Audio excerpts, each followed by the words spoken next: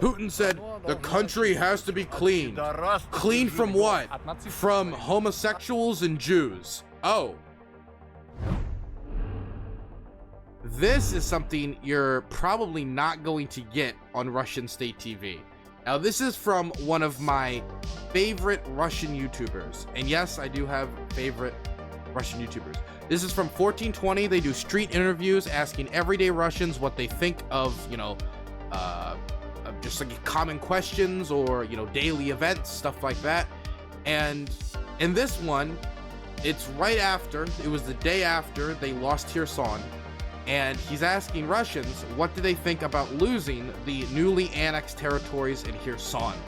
And I have not watched a second of it. I have kept it completely contained. I've kept my grubby little American fingers off of it for this stream because I am so unbelievably curious as to what they're gonna say. Maybe they'll all come out and be like, here's the evidence of war crimes that we've been hiding this whole time. Who knows? Maybe I'll get exposed. But I have a weird feeling that spirits are not high amongst the Moscovites. Let's listen.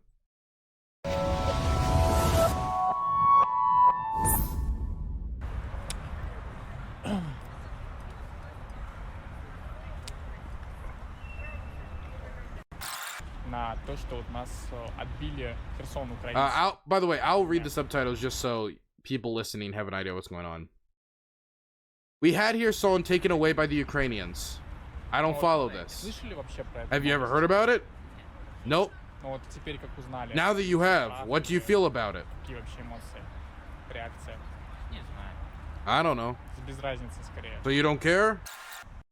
Yeah, that's gonna be the guy that Putin's gonna put in a train car, send to Ukraine. It's gonna take Kiev. Dude, I don't understand how the recruitment centers are not bursting at the seams with new Russian recruits just ready to go there with a rusty Kalashnikov and a handful of tampons and a dream, mind you. That's all you need today to succeed in modern Russia.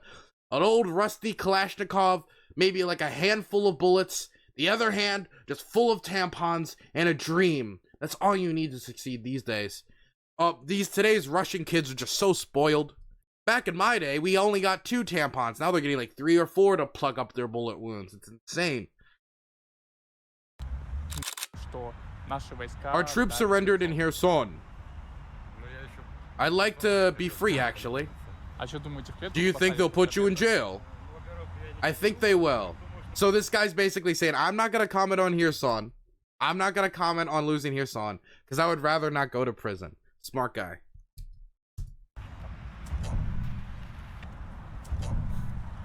What do you think about losing Kherson? Completely denied. I'm proud our guys in the army, but I don't want to discuss losing Kherson.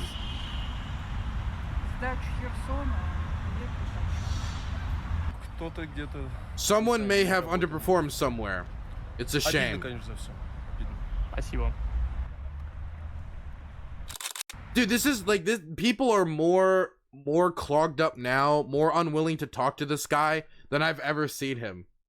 Like I've seen a lot of people reject this guy for conversations out of like fearful political reasons, but it feels like the pro-Russia crowd, they don't want to talk because they're like the pro-war crowd, they don't want to talk because they feel like they have egg on their face. The anti-war crowd doesn't want to talk because they kind of feel vindicated when it comes to the loss of Kherson, but they also don't want to be arrested. And the people in the middle are, you know, the politically apathetic. Well, it's impossible to get them to talk because they're politically apathetic. My goodness. We're not interested in politics. It's not interesting. We don't watch the news.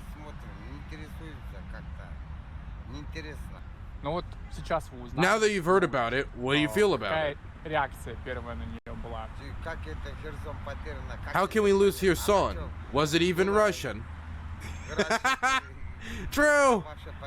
I don't understand. Who's lost it? It was initially Ukrainian, but then it joined Russia after military actions. I haven't even heard about it, about joining in something. Everything will be ours. I remember when country collapsed. Me and my wife were traveling in Crimea.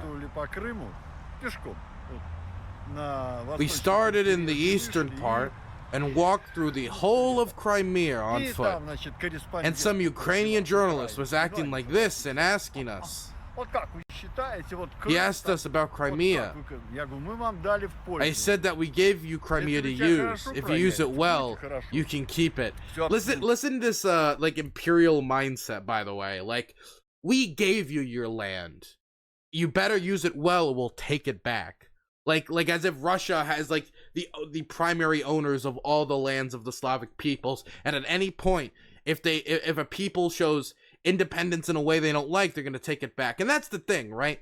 You can't say like, oh, we respect your sovereignty, we respect you as a people, we respect you as you know, a nation with its own path, and Ukrainians can choose whatever future they want. You can't say that in one breath and then say, but if you choose this one path that's very clearly the most beneficial path for you, that gets you the most economic benefits, that gets you visa-free travel throughout all of Europe for your workers and your people and your young people wanting to go to education, that allows you to go to more Western educational institutions, that allows your economy to flourish, that allows you to have more access to Western capital, that allows you to be involved in defense agreements, that keeps you safe. If you choose this obviously better path that leads to you having stronger institutions, stronger democracy, and less corruption, if you choose this path, no, then you can't have sovereignty. Well, then that's not sovereignty. That you're not respecting a nation's sovereignty. You're not respecting the choice of the people. If they choose the one other option, you don't, out of the two options available, and you say no, it's like Donald Trump.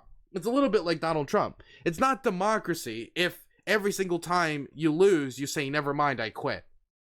So it's not, you're not respecting their sovereignty. You're not respecting their will to lead their own people and choose their own path if they choose the wrong path and you get angry at them. If not, give it back then.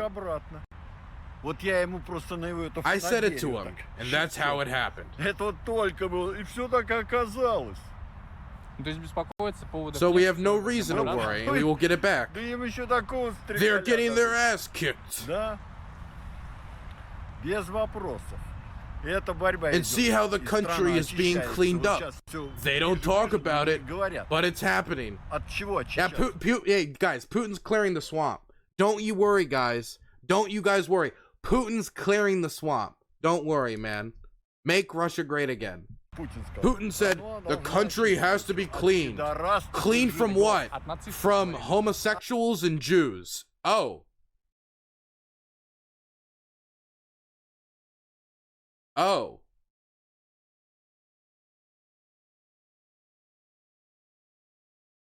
Now the word he used, I think, is pederast, which oh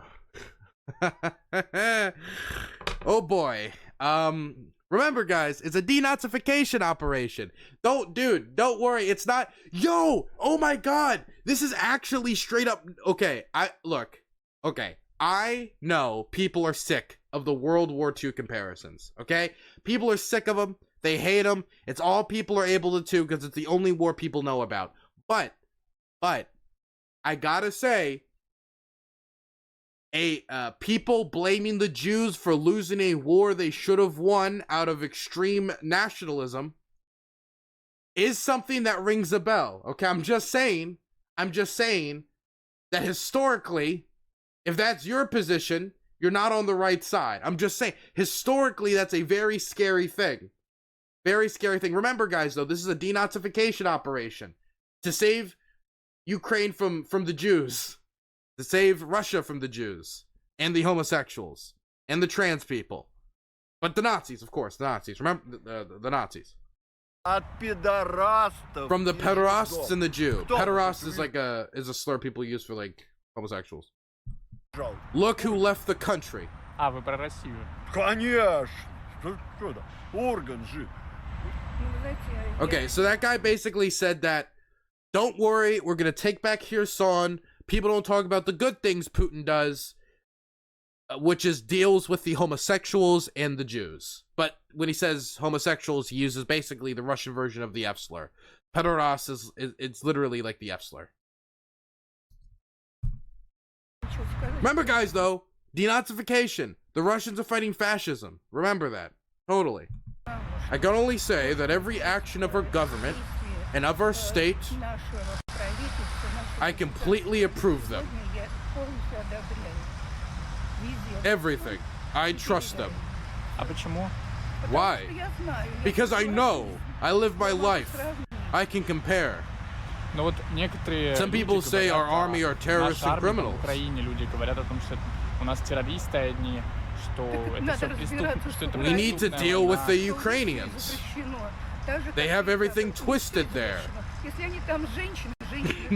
They have no parents. They have parent number 1 and 2 and number 3 instead of mom.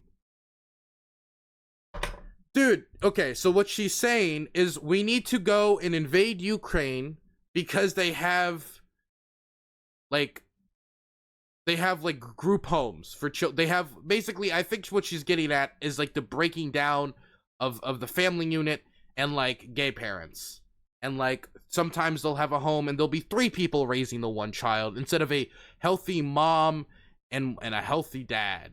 So basically she's saying that we need to save the Ukrainians. We need to go there and bomb them and kill them and throw our young men into a meat grinder to save the Ukrainians from homosexuality and the breakdown of the family unit. So far, Putin is fighting the Jews, the homosexuals, and the untraditional family unit. That's why we're fighting this war, boys. To stop the Jews and the homosexuals and the trans people and the untraditional family unit. But don't worry, guys.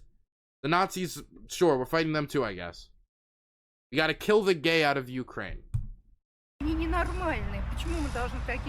They are not sane. Why should we like them? We are sane. We live correctly. The original plan was to conquer Ukraine in a week. Somehow it prolonged. I don't know about all these details, but strategically, I see there's a need in war. They always have been wars. A man goes to martial arts, he wants it. They want it. They need it. Take all the football club fans with the football teams and send them to war. Please ask him if he's willing to go. Brush yourselves off. There for the good of our motherland. It's time, yeah.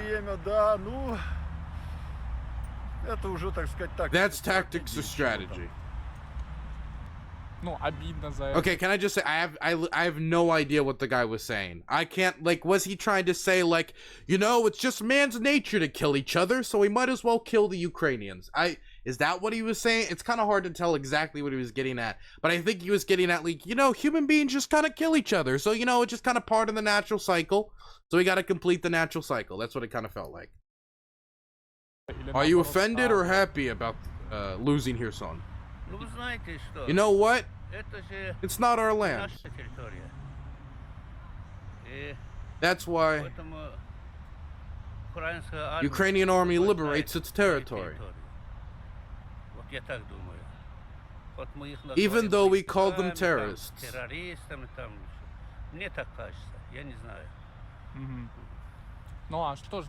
What awaits us in the future? In the future? You know what? Since the world supports them with modern weapons and with prepared army, I think that nothing good awaits us.